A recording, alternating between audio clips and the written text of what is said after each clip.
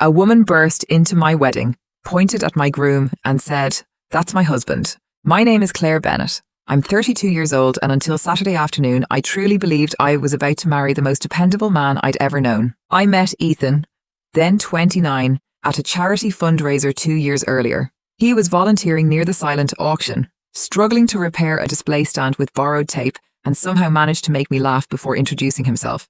By the end of the week, we'd already been on 3 dates. He seemed thoughtful in all the little ways that mattered. He remembered how I took my coffee, never forgot my mother's birthday, and always talked about building a quiet life together, a lasting marriage, a safe home, and a future we could count on. I believed him because nothing about him felt forced. 14 months later, he proposed on a beach at sunset. Candles lined the sand, a photographer hid behind the rocks, and Ethan dropped to one knee with trembling hands. "Claire Bennett, will you marry me?" I said yes before he finished the question. For months, that proposal photo was my favorite picture of us.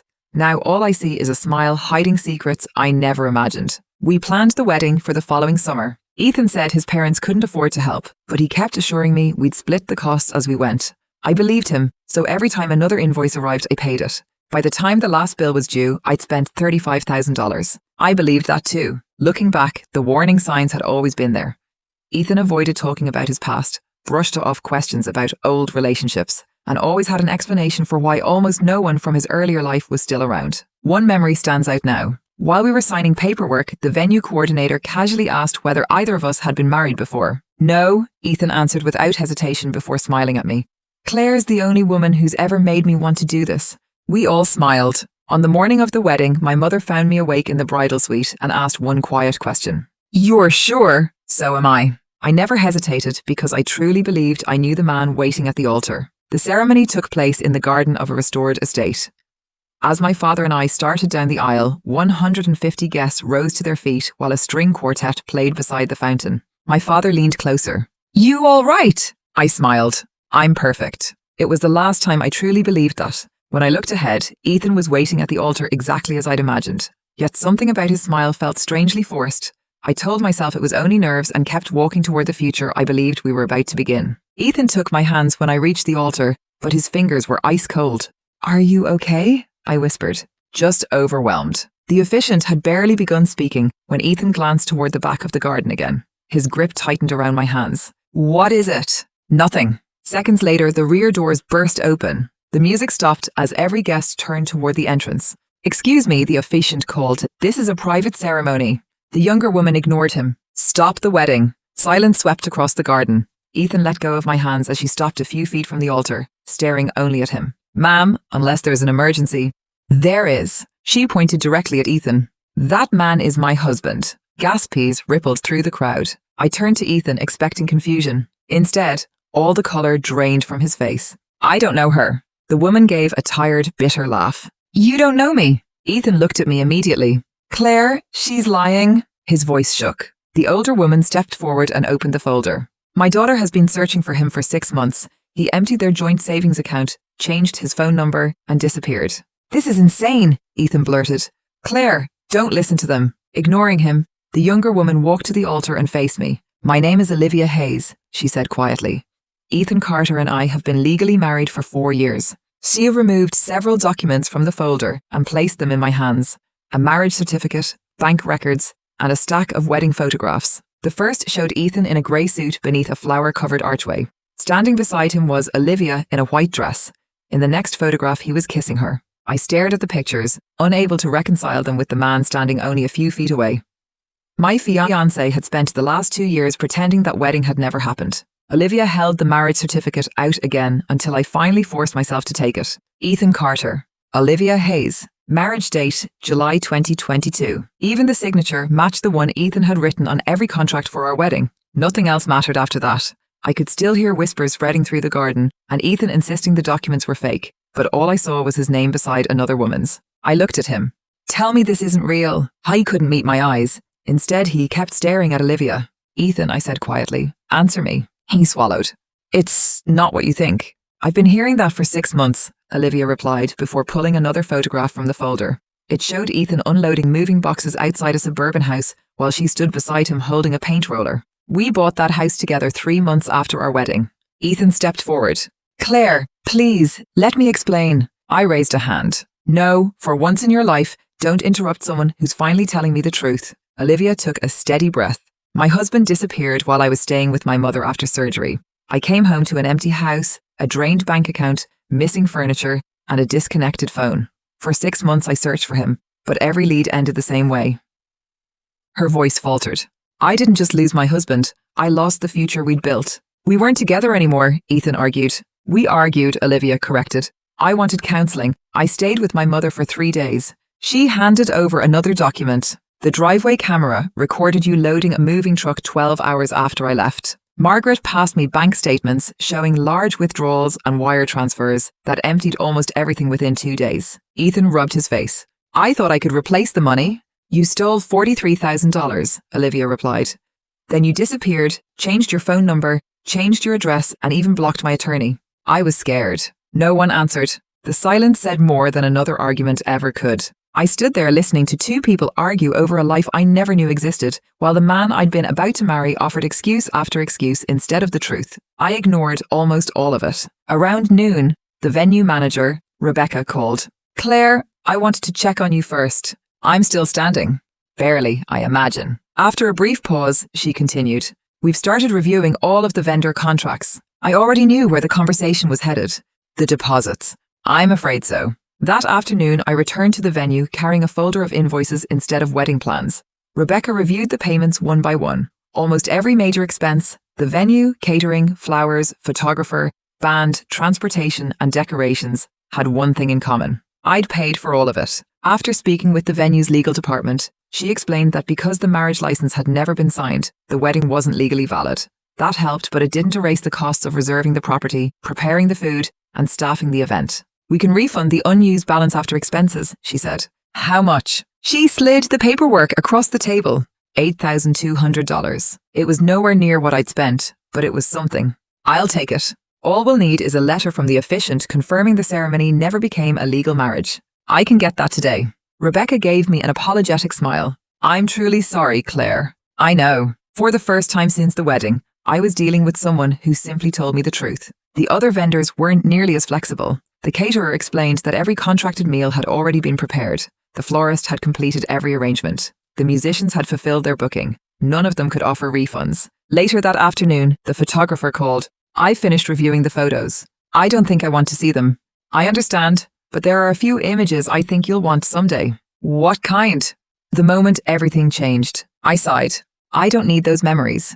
I wasn't planning to charge you. That caught me off guard.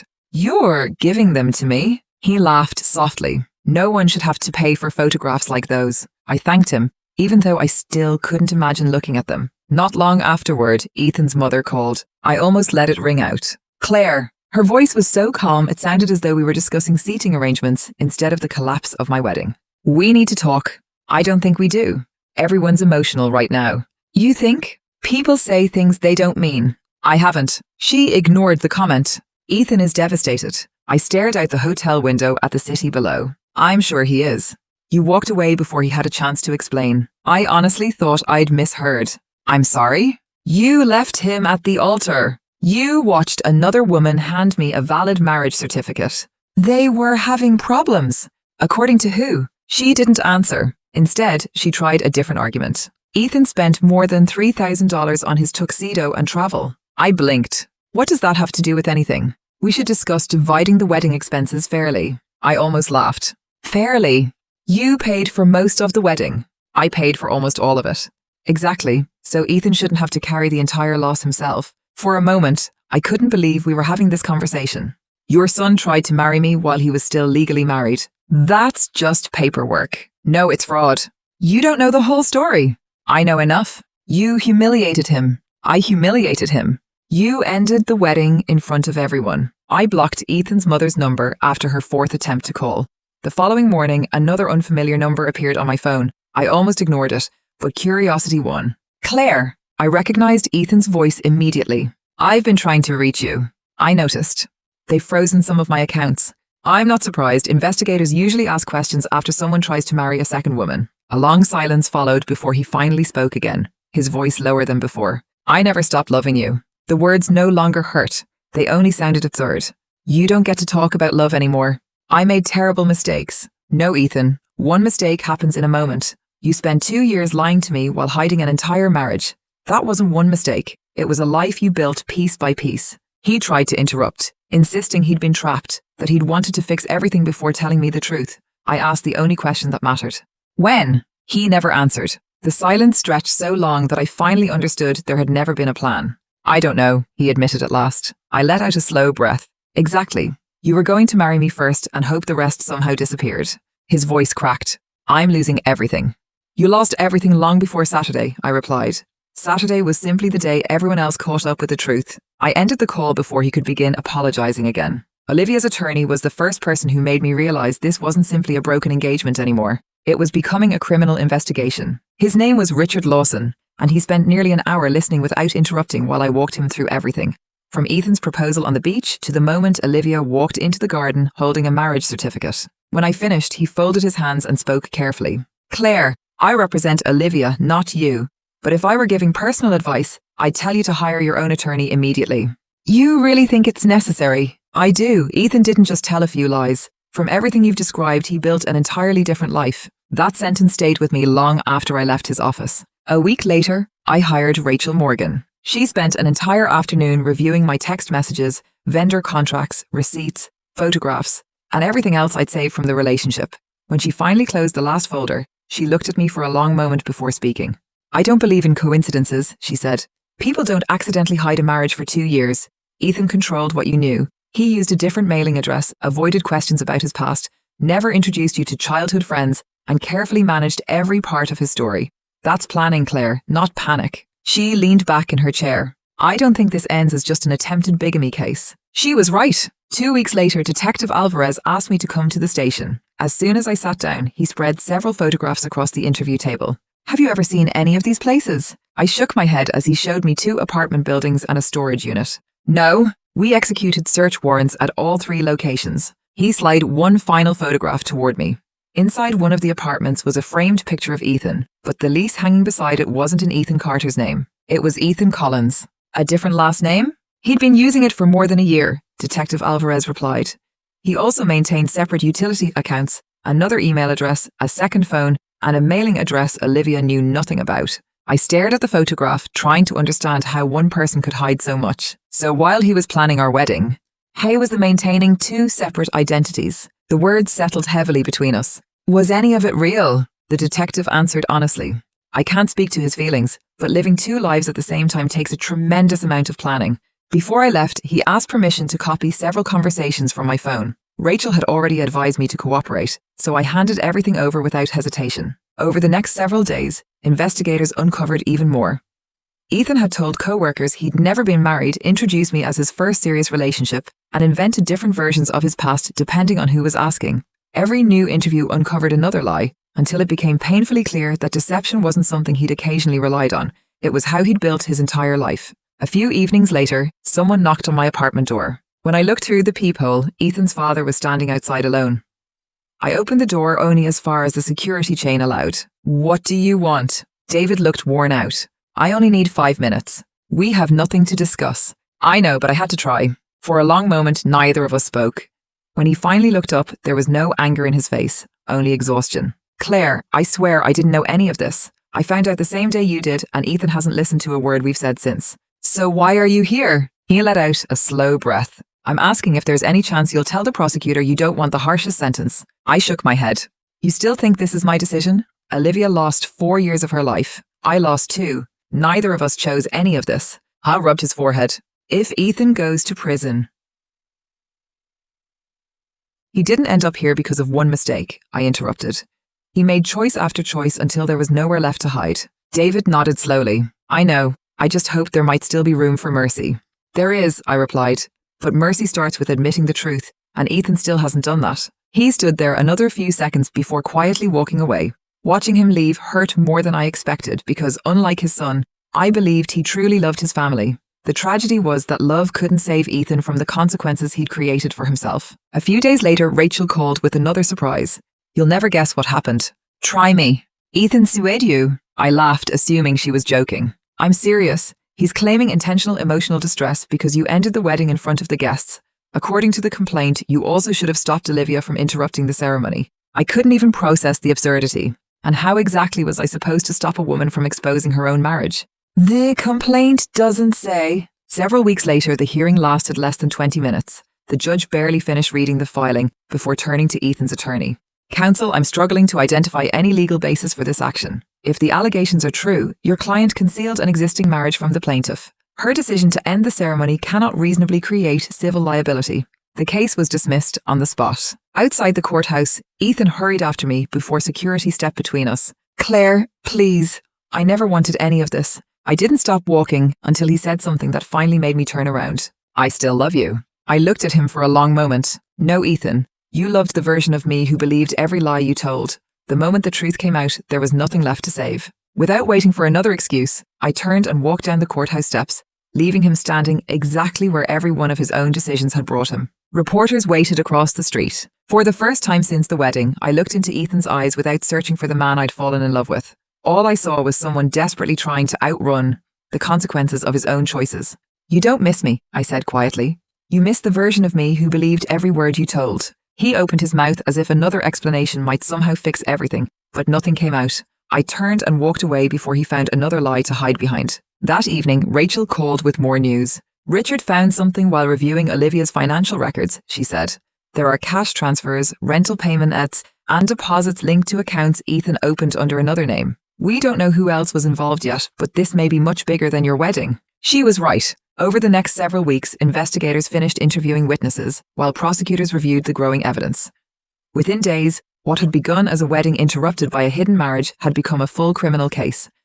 Ethan was formally charged with fraud-related offences, theft connected to Olivia's financial losses, and attempted bigamy. When Rachel called to tell me the charges had been filed, I didn't feel relieved or triumphant. I sat quietly at my kitchen table, absent-mindedly tracing the pale mark the engagement ring had left on my finger. The charges couldn't give me back 2 years of my life, but they did mean the truth was finally catching up with him. Before trial, the prosecutors asked Olivia and me to meet together. She was already there with Richard when I arrived, and for the first time we sat across the same conference table, not as strangers connected by Ethan, but as two witnesses preparing to tell the same story from different sides. An assistant district attorney opened several binders filled with financial records, rental agreements, employment files, phone data, and witness statements. What began as an attempted bigamy investigation has grown into something much larger, she explained. We've uncovered evidence that Ethan maintained separate identities depending on who he was dealing with. Olivia slowly shook her head. For 6 months, I kept asking myself how my husband could simply disappear. He didn't disappear, the prosecutor replied. He created another identity and started over where he believed nobody would recognize him. She then turned to me. Did Ethan ever tell you he'd been married? Never.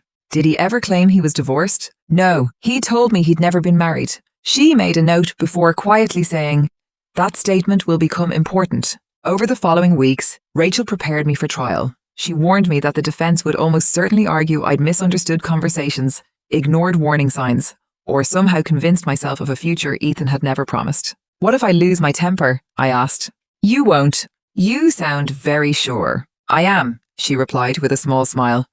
The woman who walked into that garden on her wedding day isn't the woman walking into this courtroom. You've had to rebuild yourself, and whether you realize it or not, you're much stronger now. The trial began on a rainy Monday morning. Reporters filled the hallway outside the courthouse, even though the courtroom itself wasn't particularly crowded. When Ethan entered wearing a navy suit, I caught myself remembering the man I'd once planned to spend my life with. The feeling disappeared almost immediately when he looked first at Olivia and then at me. Neither of us looked away. The prosecution opened with documents instead of dramatic testimony. One by one, they introduced the marriage certificate, joint bank records, property files, phone records, rental agreements, and employment documents, until every piece fit into a single timeline that was impossible to ignore. By the second day, Olivia took the witness stand. She described how Ethan had persuaded her to combine their finances after the wedding, insisting that married couples should not keep separate lives. Together, they had spent years saving for a larger home. Then Olivia explained what happened when she returned from caring for her mother and found Ethan gone. His clothes had disappeared, several pieces of furniture were missing, and nearly every dollar in their joint account had been withdrawn. At first, I thought something terrible had happened to him, she said. Her voice tightened, but she did not look away from the jury. I even contacted the police because I genuinely thought something terrible had happened. The courtroom fell silent as Rachel gave my shoulder a reassuring squeeze before I walked to the witness stand. Just tell the truth, she whispered. After taking the oath, the prosecutor guided me through the basics: my name, my age, and whether I had intended to marry Ethan. I answered each question as calmly as I could until she reached the one everyone in the room had been waiting for. What stopped the ceremony? I glanced toward Ethan only long enough to see him lower his eyes. His legal wife walked through the doors. The prosecutor handed me one of the wedding photographs.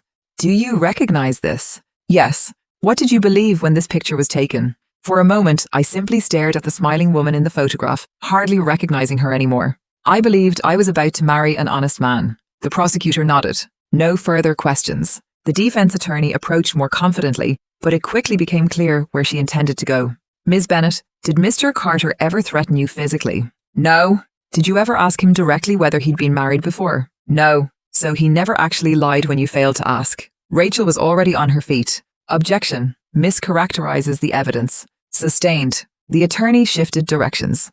You paid for most of the wedding voluntarily, correct? Yes. So no one forced you to spend that money. I paid because I believed we were getting married. That was your assumption. No, I replied without hesitation. It was his promise. She smiled faintly. Promises sometimes fail. This wasn't a failed promise, I said before Rachel could speak. It wasn't a broken promise. It was a lie from the beginning. She made one final attempt. Isn't it possible Ethan intended to divorce Olivia eventually? I can't speak for his intentions, I answered. I can only tell you what he told me, and he repeatedly said he'd never been married. That ended the cross-examination. Outside the courthouse that afternoon, reporters crowded the front steps, but Rachel led me through a side exit before anyone could reach us. No interviews. I wasn't planning on it. Olivia caught up with us in the parking garage, and none of us seemed ready to go home, so we ended up in a quiet cafe a few blocks away.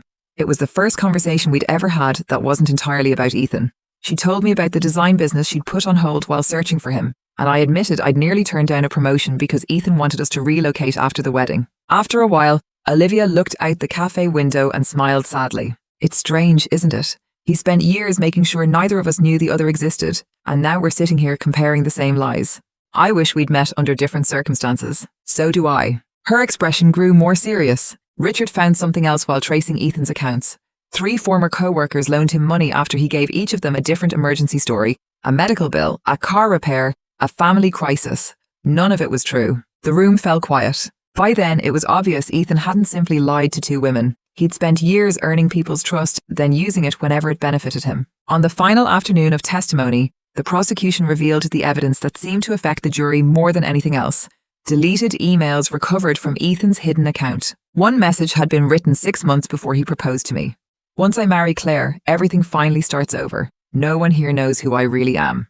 The prosecutor let the words hang in the courtroom before addressing the jury. This wasn't confusion. It wasn't forgetfulness or one isolated mistake. It was planning. The defense had little left to argue beyond claiming Ethan intended to resolve his marriage eventually and never meant to hurt anyone. Once closing arguments ended, the judge instructed the jury to begin deliberations. The waiting was worse than the testimony. For nearly 4 hours, no one spoke much. Rachel quietly reviewed her notes while Richard sat beside Olivia, organizing documents she no longer needed. Olivia kept her hands clasped so tightly her knuckles had turned white, and I found myself thinking not about the wedding, but about the proposal on the beach, the sunset, the tears, and the certainty I'd felt when I said yes. For months I'd wondered whether any part of that evening had been real. Eventually I accepted that I'd probably never know. When the courtroom doors finally opened, everyone stood. The jurors returned without looking at either table. Ethan sat unnaturally still, almost as though he'd convinced himself the verdict might somehow undo everything that had happened. The judge accepted the verdict form and turned to the foreperson. Has the jury reached a unanimous verdict? We have. The courtroom became so quiet I could hear someone breathing behind me. On the charge of attempted bigamy, the foreperson unfolded the paper. We find the defendant guilty. She continued without pause. On the charge of fraud, guilty. On the charge of theft related to the financial assets of Olivia Hayes, guilty. 3 verdicts, 3 guilty findings. The man who had spent years escaping the truth finally had nowhere left to run. Ethan never looked up. He simply lowered his head and stared at the defense table until deputies escorted him away. 3 weeks later, everyone returned for sentencing. Olivia spoke first, describing the day she came home to an empty house, drained bank accounts, and a future that had disappeared without warning. For months I questioned everything about myself, she told the court. I kept wondering what I'd done wrong and why I hadn't been enough. Then she turned toward Ethan. I can earn the money again. What you took from me was the ability to trust my own judgment. But after hearing the truth in this courtroom, I finally understand that your choices were never proof of my failure." She stepped away from the podium without looking at him again. When it was my turn, I walked to the podium carrying a single sheet of paper. I'd rewritten my statement 3 times, but when I finally faced the judge, I barely looked at it. "I didn't just lose $35,000, I began. I lost 2 years believing I was building a future with someone who had already built another one." The courtroom remained silent as I continued. For months, I kept asking myself what I'd missed and which warning signs I should have seen. After hearing all the evidence in this courtroom, I finally understood something. You can't expect to recognize honesty in someone who spent years carefully constructing a lie. I folded the paper. I don't hate Ethan anymore. I simply refuse to carry responsibility for choices that were never mine. When I returned to my seat, Rachel quietly squeezed my hand. The judge adjusted his glasses and looked directly at Ethan. This case was never about one impulsive decision. It involved repeated deception, financial manipulation, identity concealment, and deliberate misrepresentations that harmed multiple people. You were given numerous opportunities to accept responsibility, and you rejected every one of them. He paused briefly before announcing the sentence. Ethan was sentenced to 2 years in state prison, became eligible for parole after 1 year, and would remain on supervised probation for 5 years after release. The court also ordered him to repay $43,000 to Olivia and $26,000 to me for documented wedding expenses. The rest of our losses could not legally be recovered, but for the first time since the wedding, I felt that accountability mattered more than perfection. As the deputies moved toward Ethan, his mother suddenly stood. "This isn't fair! You've ruined his life!" The judge calmly turned toward her. "No, ma'am, your son ruined his own life. This courtroom simply dealt with the consequences of the choices he repeatedly made." She broke down in tears. Watching her cry, I realized my anger had disappeared. I didn't feel sympathy for what Ethan had done, but I did feel sorry for the parents forced to watch the consequences unfold. Outside the courthouse, reporters crowded the front entrance, so Rachel guided Olivia and me through another exit. None of us felt like celebrating. We stood together in the parking lot for a moment until Olivia finally broke the silence. "I never want to see another courthouse again." I managed a small smile. "Neither do I." She hugged me before walking toward Margaret's car. It wasn't a celebration or even a happy ending. It was simply the first time we'd said goodbye without Ethan's lies standing between us. Life gradually became quieter after that. The wedding videos disappeared from social media. The endless phone calls stopped, unknown numbers became less frequent, and even the nightmares slowly faded. I kept seeing my therapist every other week, and during one session she asked a question that stayed with me. If Olivia hadn't walked into the wedding that day, how much longer do you think the lies would have continued? The answer came almost immediately. A honeymoon, a house, maybe children. Maybe years. That realization frightened me more than anything that had happened in court. My family never encouraged me to forgive Ethan. Instead, they reminded me that trusting someone who deceived me wasn't a personal failure. I had believed the life he carefully constructed because he'd spent years making sure it looked real. Several months later, my closest friends surprised me with dinner. There were no speeches or awkward reminders of the wedding. Just good food, loud laughter, and the first evening that genuinely felt normal again. Halfway through dessert, my younger brother carried out a cake that read, "Congratulations on escaping the worst wedding ever." I laughed so hard I cried. Not the tears I'd shed in the honeymoon suite or outside the courthouse, but the kind that come when your heart finally realizes it's safe to laugh again. Financially, I never recovered every dollar. Rachel warned me that collecting restitution could take years, and there was always a chance I'd never receive the full amount. Eventually, I stopped measuring what Ethan had taken from me in money, because what mattered most was that he no longer controlled any part of my future. A year later, I returned to the same beach where Ethan had proposed. I wasn't there because I missed him. I wanted one memory in that place that belonged only to me. As the sun disappeared beyond the water, I realized I wasn't picturing the wedding we'd planned anymore. I was thinking about the life I'd built after walking away from it. Just then, my phone buzzed. It was a message from Olivia. "My mom's making dinner next Sunday. She still feels guilty about interrupting the wedding. Will you come?" I smiled and typed back, "Tell Margaret I'll bring dessert." I slipped my phone into my bag and started walking. A year earlier, I'd left that same beach wearing Ethan's ring, convinced my future had already been decided. This time there was no ring, no waiting fiancé, and no life built on someone else's lies. Only friends who had become family, opportunities I'd once been afraid to take, and a future that finally belonged to me. Looking back, I no longer think my wedding was the worst day of my life. It was the day I found out the truth before it was too late.